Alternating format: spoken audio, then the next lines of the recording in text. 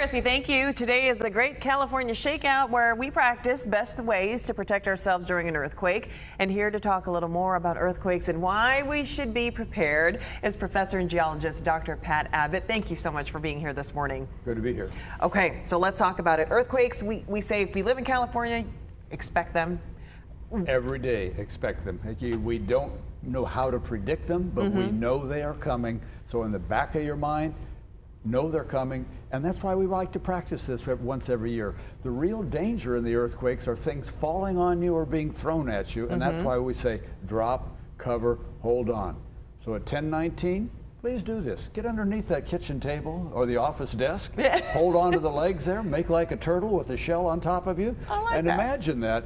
Well, the idea is, if you do it every year, it's kind of in muscle memory. When an earthquake actually happens, it's kind of a panic-inducing thing. Yes. But you don't think clearly in a panic. Right. That's why we say practice once a year, so that it's in muscle memory and you instinctively know what to do. And I like that you say that it's muscle memory, because we haven't had a very large earthquake. We were just talking about the 1994 Northridge earthquake, 1989 San Francisco.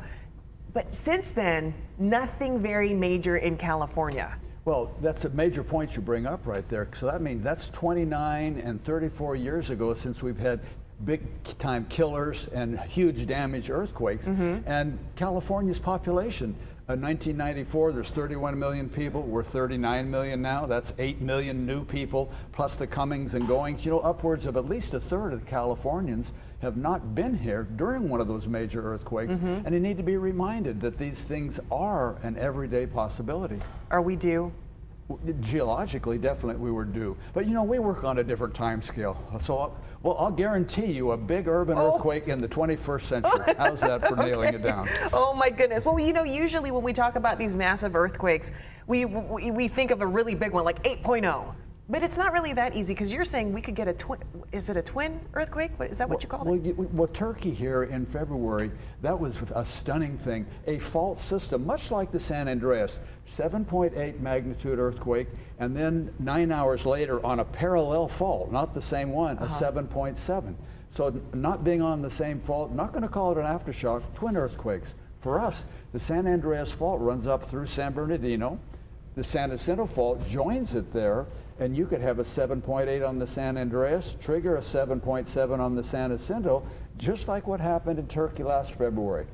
So that's a worst case scenario for the city of Los Angeles. And I was just going to say, you say worst case scenario, most people like to think, well, we have the infrastructure here for earthquakes and things of that nature, but we can still see major damage in a case like that. Well, it's good to contrast just what the damages are. Like when we see Turkey with earthquakes like us, but 50,000 people dead, we're not going to have that kind of destruction. Right. The sickening thing for us is usually every time we have one of those big earthquakes, there's a few iconic things that collapse. A freeway collapses, a building topples over. In other words, it's not widespread destruction, but we have certain things that kill, and you know, 60 people dead in each of those earthquakes. That's unacceptable to us. You know, recently I was just mentioning to you that we've had some minor earthquakes like in the last couple of days, but this is normal activity. There was one, like you said, off the coast of Oceanside, maybe 30 miles out, and there was something up north. But these are minor. But it's just